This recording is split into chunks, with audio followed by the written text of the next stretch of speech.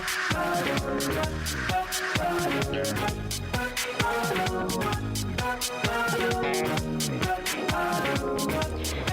this is Carrie from Wrap Your Head Around Silks. This is the Expecting Aerialist podcast. Thanks for joining me today. Just want to let you guys know that in the show notes, there's a link to register for the mini course by Wrap Your Head Around Silks. It's free for you guys. 10 chapters of some great little pieces of advice for silks and how to maintain your body. Check there, and I'd love to become your teacher.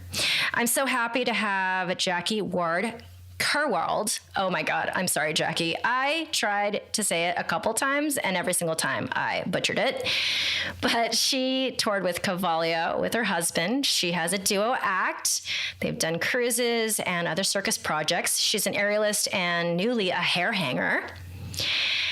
And now a mom of a toddler. She's the communications manager at the Circus Project in Portland, Oregon.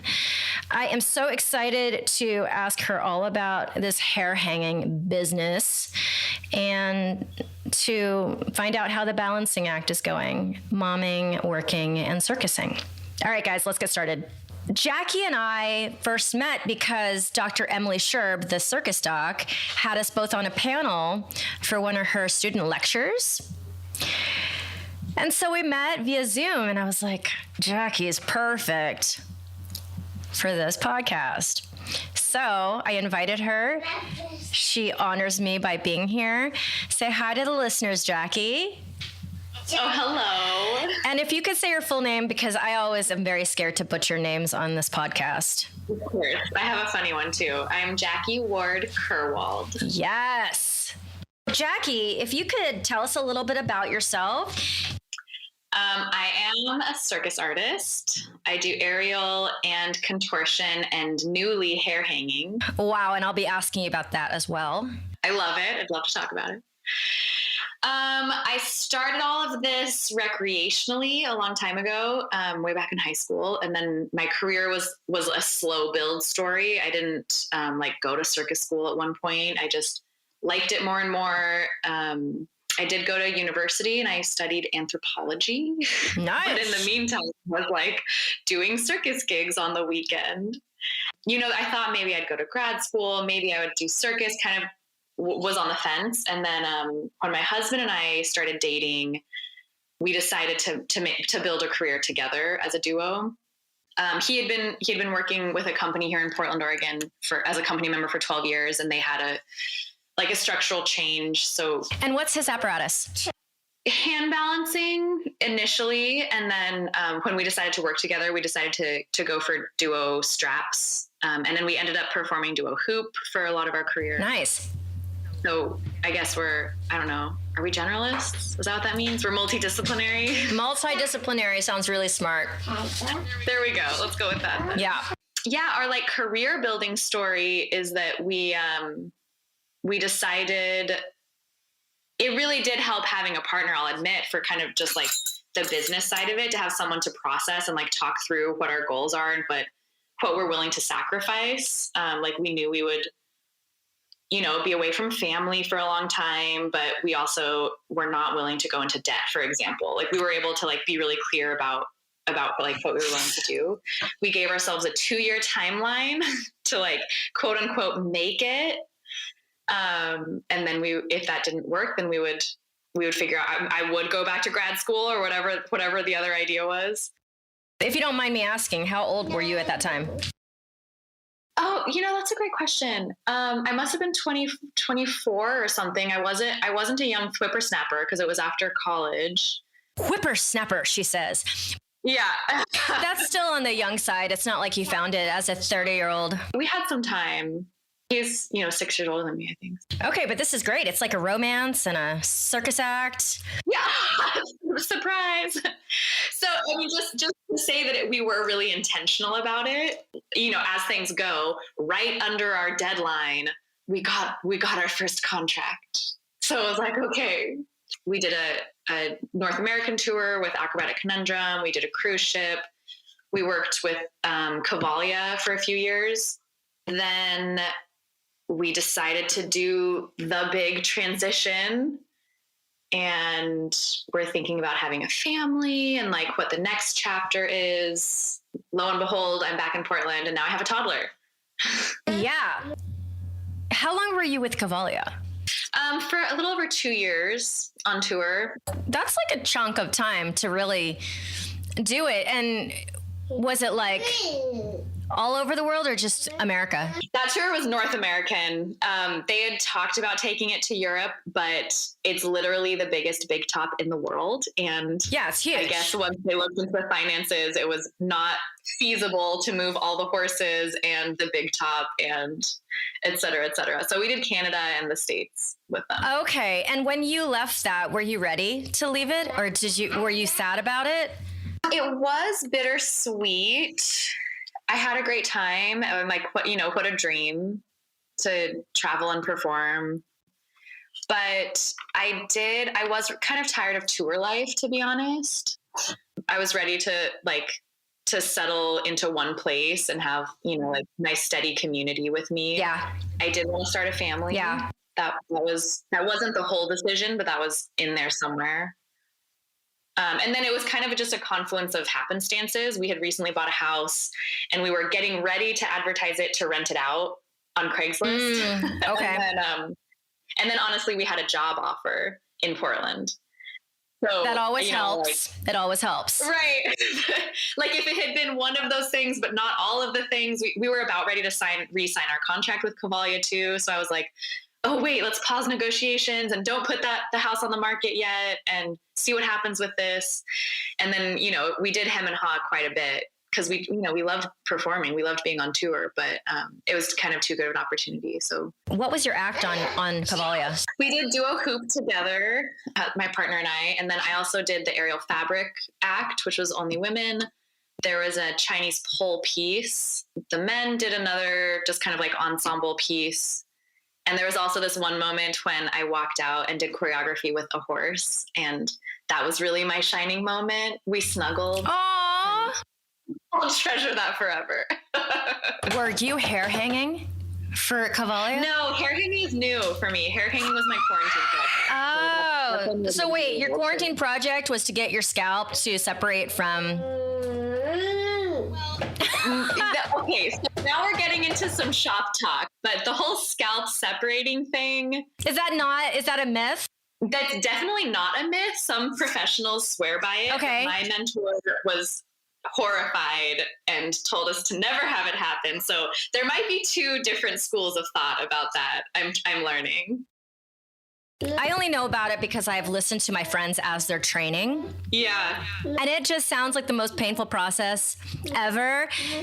So, okay, I have a lot of questions. I'm going to try to organize myself, which is kind of hard to do because she's going more. Mm-hmm. There you go, Bean. As they do. Go ahead. The thing is that my partner is home, but she wants to be here. Oh yeah. So we're just gonna let her sit. You know what? Let me just ask you about the hair hanging because I am. Let's go there. Like I'm like fascinated. Number one, what made you want to do it? Number two, how long did it take you to become tolerant and what that process is? And then now, how does it feel? It's one of those things that I've daydreamed about for years. I've like experimented on my own to see if I could figure it out. And very quickly I was like, no, you need to wait for some instruction. Huh. And then actually there was this mentor of mine that I've been wanting to work with. And because of quarantine, she was willing to coach online actually for the first time. Wow. Hair hanging via Zoom. Yeah. This is 2021. Right. It was an experiment for her. She was cautious, but we had to commit to a certain number of sessions and she was really thoughtful about it. I'm so grateful. Yeah. For her mentorship. It was actually perfect for quarantine because it is kind of confined. When you're first learning, you can only hang for 15 minutes at a time. Wait, 15 minutes? Uh-huh. I was thinking 15 seconds. Oh yeah. Okay, good. I'm glad that sounds impressive. When you're doing an aerial hoop workout, you'll like warm up for half an hour and then train for an hour and a half if you don't have kids and then cool down for another half an hour. And that was just like, was no longer, you know, I had a 1-year-old at that time. So that type of training was not realistic in my life. Wait, so you're saying like 15 minutes actually hanging? Oh, I mean, like, and doing choreography and like, you know, like a foot on the floor and like spinning or but like, you know, 15 minutes total. Okay. And then your neck is done and your scalp is done. Okay. You know, if you only spend 15 minutes working on your silks piece. No, okay. Yeah. I get it.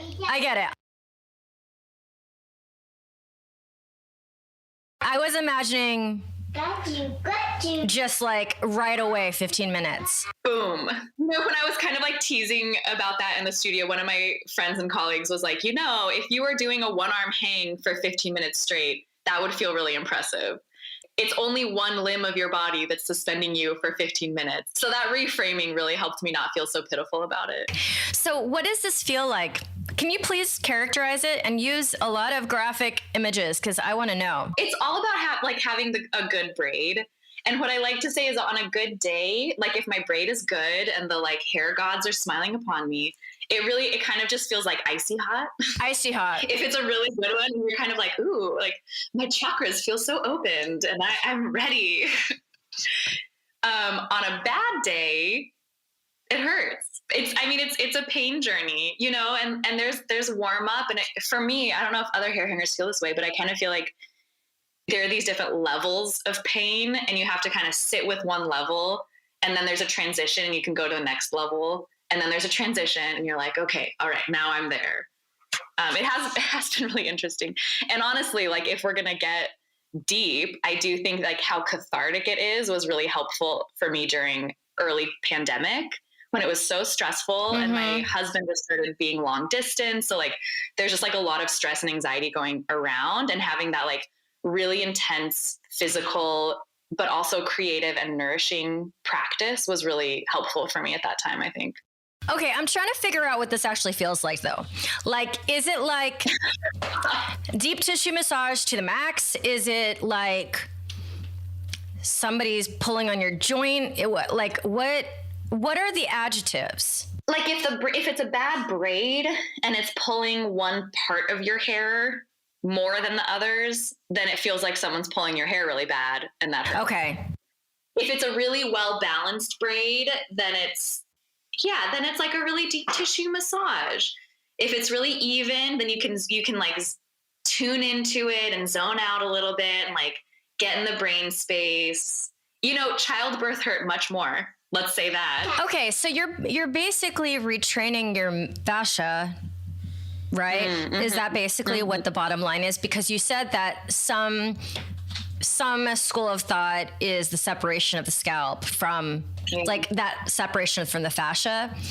But how do you not do that if you're not meaning to do that? It would be interesting to talk to a hair hanger who does do this separation of the scalp thing. You know, because like my mentor really had me work through like the positioning of your neck and the position of your scalp and like pulling from all sides of your hair really evenly. You know, for me personally, it's much more about neck and upper back management. Okay. More so than the scalp itself. Also, I have a ton of hair. So like that might change things too. I don't know. Yeah. Like if you have thin hair, you're not in the right thing. That's not your thing if you have really thin hair. There are amazing thin-haired hair hangers out there, but... Oh my God, I don't understand. It might change the technique quite a bit. I don't know. So are you engaging your upper back crazy? Yeah, I'm surprised, you know, when I started performing, how much my upper back, my neck, I expected to be sore. My upper back, I was like, oh, okay, that makes sense that it was sore.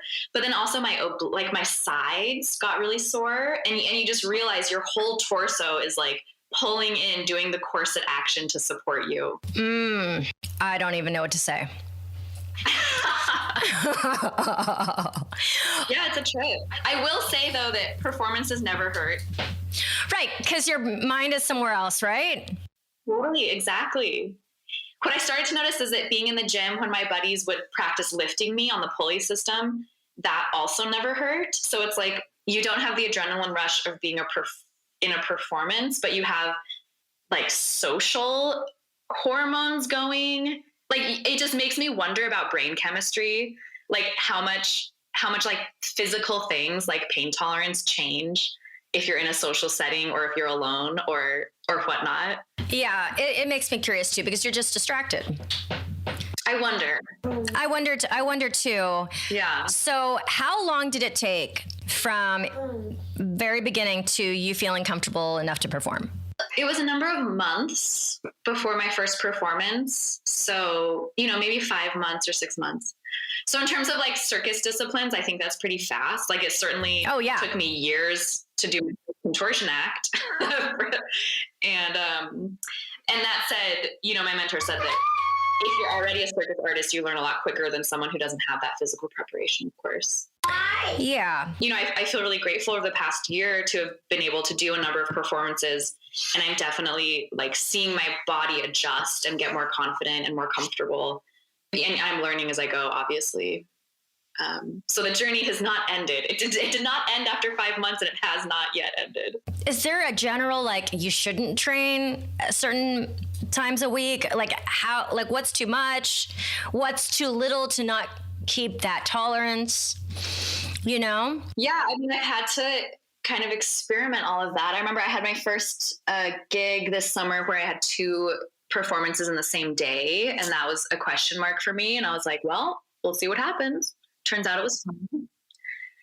And then I did a little like 3-week tour with the Acrobatic Conundrum recently. And again, I was like, okay, this is leveling up. It's more hanging than I had done previously, all in a row. It was fine. You just don't know until you do it and keep getting stronger, I guess. So with your toddler, how much do you train now? Yeah, that's what I was going to say. Because of the toddler restriction, I really only train twice a week, to be honest. I stay physical the whole time, but those times to really go into the studio and rehearse are really limited. I do think that has worked well, specifically for hair hanging, because it is nice to have that day off to recover, especially when I was learning. But I am at a point now where I would feel comfortable training every day at this point, but I wouldn't have after those 5 months alone. I'm glad it was a slow build, is what I'm trying to say. Okay, so you're going to be like, how can this woman have so many questions? I have so many questions about your hair. So are you wrapping it yourself? I do. Okay, yeah. And are you doing it from like your hair is down to all the way A to Z yourself? Yeah, and that's unusual. Right, that's what I was thinking. I was like, that's not normal, is it? Yeah, traditionally in like the traditional circus families, they would always have someone else do it for them. And I think that is kind of a debate. But luckily, my mentor was in contemporary circus shows, and she had to do it herself. So she had a lot of good advice to give me on how to make that happen. Okay, and so there's a technique to it. Sure is. There's a huge technique to it. I'd even call it. Yeah. Yeah, I mean, it takes me half an hour to do my hair. So we're talking about like just doing my hair is half an hour, and then in the beginning you can only rehearse for 15 minutes. So that ratio seems off, doesn't it? That's a little frustrating. Yeah, but it makes it. I mean, it's like you have to do your makeup type of thing. Like it's the same amount of time. Yeah, that's right. Dude, I am very impressed. You also did duo straps, which I'm also very impressed with because. I don't even call myself a real circus person because I just have like one toe. I have a toe in it. I don't know about that, Carrie. No, because I like to straddle the line of like, I'm not a full like I'm in the circus community. Straddle the line. I don't like consider myself such a circus performer because like I like refuse to make a ground act. Completely refuse. Are you a dancer? No, I'm a dancer, but that's like dance and circus. It's not the same thing. Yeah. Anyways, I don't have the name tag. I won't put it on. But it's not because I don't have I have a lot of respect for like this generational traditional circus. Yeah. I mean, I think you're in, Carrie. Yeah, I like the people a lot. I like the people a lot, actually. Mm-hmm. The hair hanging is amazing. But now you are kind of straddling the line of performer and you have a job within a circus program, and you have a child like me, one. But what that transition was like and what you enjoy about it, what you like about the new mix. For where I am in my life, I really enjoy having the consistency of my day job. And there's a really lovely community of working with the same coworkers every day. And I like all my coworkers. I love that. But you can't say the opposite because they're probably going to listen to this. Right. My day job is pretty darn creative too. I do communications for a circus school. So I do find a lot of that creative fulfillment too in doing like graphic design and things like that. And I feel really lucky to have been able to continue performing and get back into performing and to have those opportunities. I do work, my day job is only part-time. So I know people who work full-time have a harder time fitting it all together. Is the job actually in the circus space? Pre-COVID, yeah, we went into the studio. I work at the Circus Project in Portland, Oregon. So we have a gym. It's a circus school with a lot of like outreach and equity programs. This year, we just started an outdoor studio also, kind of in response to COVID. So there's a lot going on. A big learning curve for me also. I've always been really inspired by people who have stories of changing their career later in life, you know? Mm-hmm, I love that too, yeah. And really admire that shows that people are, you know, multidisciplinary. And what's that phrase, that we contain multitudes? Trying to say that instead of the fact that I'm no longer a full-time circus artist, letting it be that I am now also something else too. You're a mama. Yeah. I just wanted to share this little moment and see if you have this thought too. I don't know what it is about being at the studio, whatever studio. There's a couple studios I'm at here in LA, and having my laptop and getting my work done and then jumping on a fabric and then laying on the floor and then stretching and then writing an email. I wish that the thing is, if I had a rig at home, I probably wouldn't use it. So I won't even say that. But the idea of that being an office for me makes me so happy. Like, to like do my things and to write and to do some, you know, whatever, social media, and to do some graphic design and like build a website. And then, okay, let me do a workout for half an hour and then come back to it. I don't know what it is. It makes me happy. Yeah, that's so nice to hear you frame it that way. Yeah, it's nice, right? I have an amazing job. Yeah, I love it. Our offices are on the second floor, and there's a window that looks out on the gym down below. So every once in a while you're typing away at your computer and you just see like an 8-year-old climbing up to the top of the fabric that just like emerges in your window. And then, oh, that's great. You're like, oh, good for you. I love that. Yeah, it's a really inspiring environment. I took my chair back.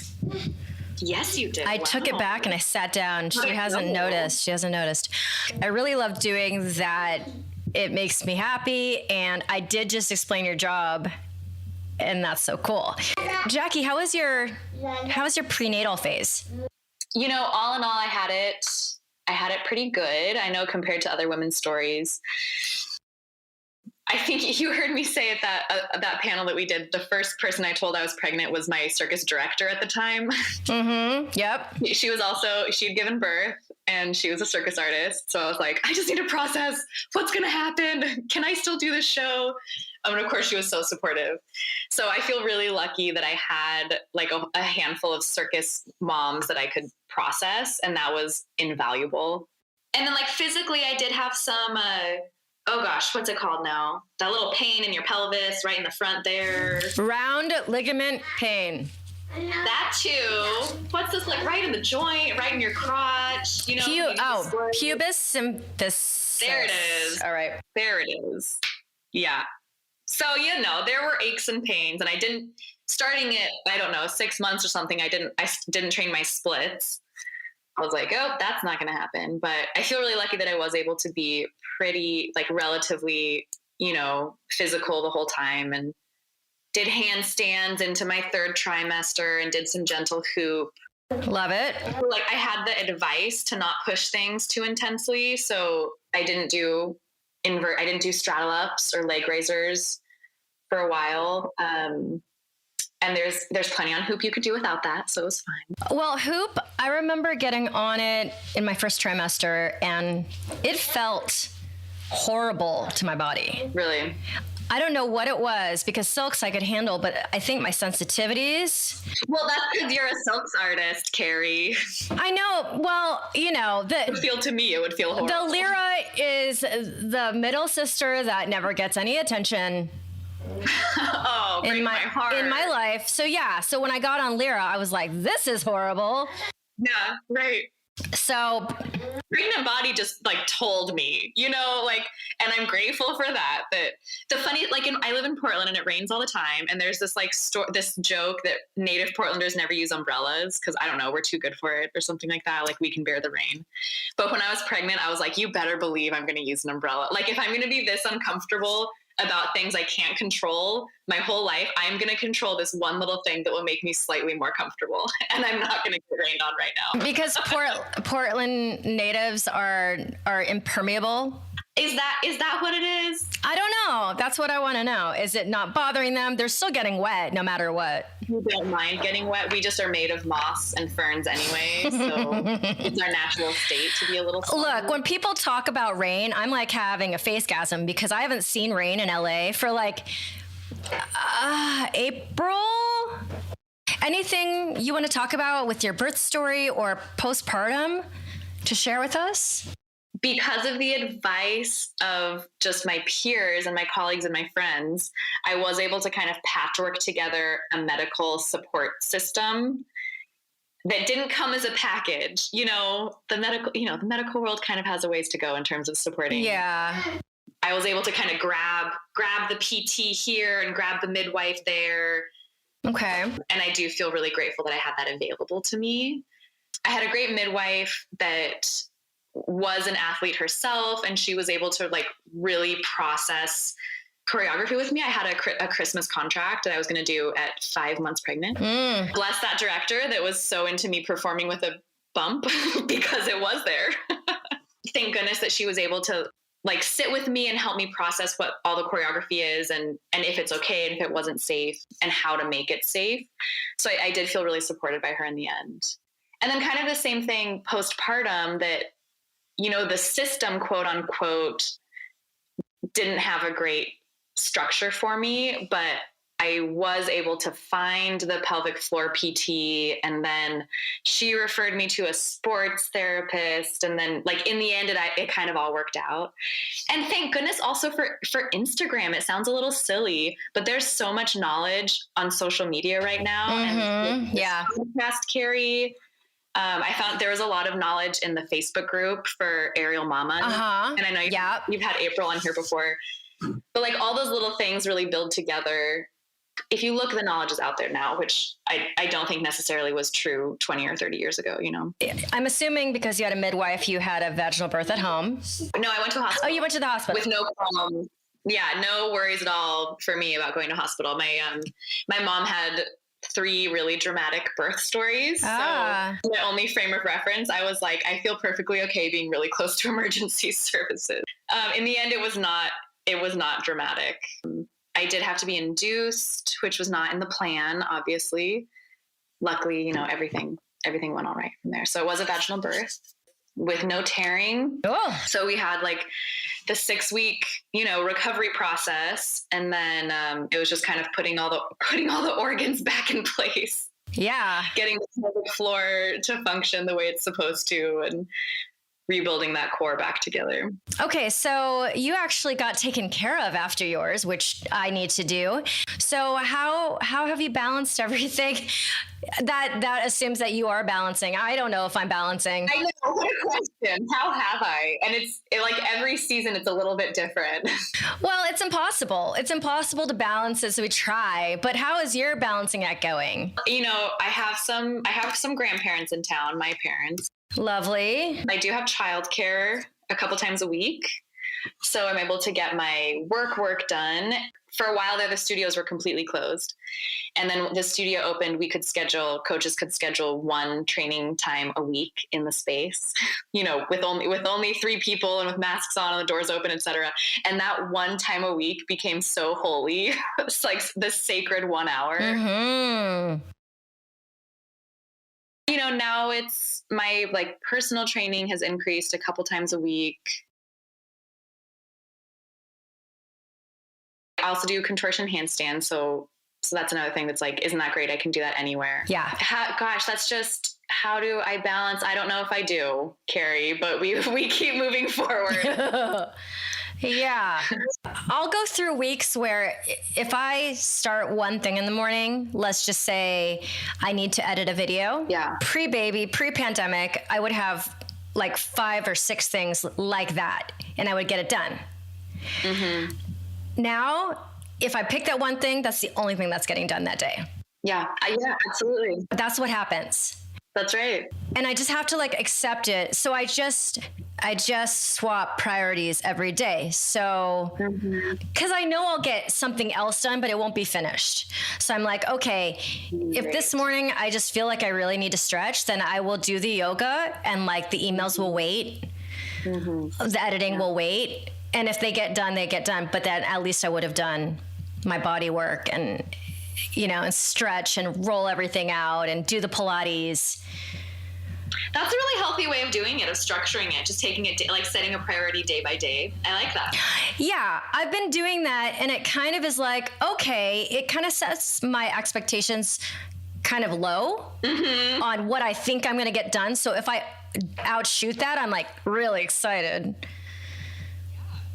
You should be. Yeah. Big deal. I'm also a workaholic, so it's like when people ask me how I'm doing, it's all based around that. But at the same time, we don't have childcare right now, but it's because of our choice. We've decided that COVID just makes us really nervous. And she's young. She's not even 2. So it's either Asa watching her or me watching her. But man, am I enjoying it so much. Like, yeah, right. It's so special. And I know very well that like when she's a little older, it's not the same. Like spending a lot of time with your kid in the first couple years, I think is so special.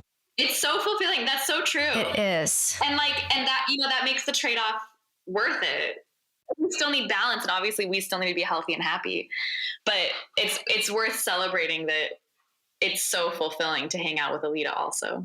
Yeah, it's so fulfilling. You know who else had a really good perspective on this? I'm a body worker as well, and my sensei, I call him Sensei Mike Tan, for all the years that I knew him before the pandemic, he lived in Thailand. He's from LA, but he moved to Thailand for his business. And so if I really wanted to further my training with him, I'd have to make trips to Thailand. And I did once before all this happened and before I was pregnant. And it was like an incredible experience. But now that he's here in town, he didn't get kicked out of Thailand, but it got really hard to go back. Lo and behold, he's here. And he was really trying to work with me, and he realized how much of a mom I am now. And he's like, you know what, Carrie? Yeah. Not just practice of doing it, but practice of learning, my education. He's like, let's just stretch it out. Let's just stretch it out. That's great. And I'm like, it makes me feel good that I can just do this now and then do other things later. Yeah, you know, like there are different chapters. Yeah. The fact that I'm not a full-time performer now doesn't take away the fact that I was, you know, like that will always be a part of me. Mm-hmm. And now is a chapter where my daughter's young and at home, and then the chapter will change. I do really like that perspective. I think it helps me not have FOMO. Totally, right. Yeah. I don't want to go through this and, you know, go through this time and be wishing that I was somewhere else, which I don't already. But I think no matter what, if you are a super independent person, and now you're just at home with a child all the time, that can be quite. I had a huge identity crisis right when she was born. Yeah. I don't know about you. Did you experience any of that? Sure. Yeah, you know what was hardest for me is actually when pandemic hit, because my personality does not do well being home all the time. I need like some structure and some activity, just like mental activity, and get out of the house, and I need to be physically active. You know, that's part of my choice to keep working part-time. I know, you know, a lot of like people when they get pregnant face that question of like, oh, should I stay at home or should I work? And that's, I have learned about just my personality and my brain structure that I need work for me to be healthy and happy. That could be, you know, design work, or that could be performance work. But I've learned too that I have never been like particularly structured in my schedule until I'm a parent, because if I'm at a rehearsal and the rehearsal goes late, that means I have to extend childcare later. And, you know, just all these little things. The logistics of being a parent is something that I wasn't quite prepared for. You have to track your calendars. You have to coordinate with so many people for everything. That balanced with the fact that you can do that. It's just logistics, and logistics can be solved. Yeah. So different pep talks on different days, depending on which type of anxiety I'm feeling. The hardest thing for me was I was alone, and then now I'm never alone. Oh, yeah. Actually, now it doesn't bother me, but like the first 2 months of her life, I also had postpartum anxiety disorder, which does not help anything ever. But it was so hard for me to like wrap my head around the responsibility of it. Totally. Yeah, because, you know. Like, just honestly, the past few months, Alita got a lot more fun to hang out with. Well, they're not just like a squishy little infant that just has needs all the time. Like, they're interacting. Totally. Like, we're having fun together now, and she's interacting with me. I'm not just trying to keep her alive, which I'm also still trying to do all the time. You know, when I had postpartum, I got super weepy. Oh, that's the blues, the baby blues, right? Finally, after like day 5 of this, looked it up, and they were like, oh, starting at, you know, day 4 postpartum, your hormones start to leave, and then that lasts for about 2 weeks. And I was just clockwork. Like, I had textbook baby blues. It would hit me every night around 6 p.m. I would just start crying. Right. And you're just like, what's wrong with me? And it's your hormones. Why am I not happy about this? And then it spirals. What's wrong with exactly? And then I was like, oh, Google says this is normal. Okay. I don't have to add guilt on top of everything. No. And you know what just happened to me?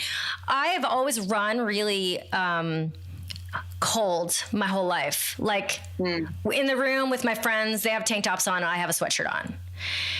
When I was pregnant, postpartum, everything, I was hot. Mm-hmm. Everything was hot. I didn't need to bring a jacket with me in the car. Nothing. I was hot. And then recently my hormones must have changed. I had stopped breastfeeding a while ago, like in the spring, but I'm like back to normal now. How weird. I know. It's so weird. For me, it was the smell of my BO changed when I was breastfeeding. Oh, okay. It's a disconcerting feeling that I'm like, wait, like, who am I? You know, on this like subconscious level that you respond to smell that way. And then when I stopped breastfeeding, it was like, oh, there we go. Wait, okay, what my brain just did. So your actual smell did not change. How you perceived it changed. Ooh. Is that what you're saying? Is that what you're saying? I think it's my actual smell changed. Okay. But how will I ever know? Yeah, unless your husband's like, your BO smells different now. Right? I guess I could have pulled the audience if I were truly committed to science. That's a new one, though. I've never heard that one. Oh, well, look at that. I did have, it took me until I stopped breastfeeding before I could train my over middle splits too, because I really noticed the relaxin on my knees. Oh, okay. That's just not worth it right now. And the thing is with me is my psoas, I usually like have problems with a little bit of like sticking my butt out anyway. Mm-hmm. And then since the pregnancy, my psoas just became like impermeable short rock. Oh gosh. And so I'm still trying to. Well, and with things like that, it's hard to know if it's like physical, hormonal, or if it's lifestyle too, because now you're carrying a toddler. Yeah, around. yeah. We're not stretching as much. So that's something that's hard for me to tease out. Is this just my body healing, or is it my lifestyle change?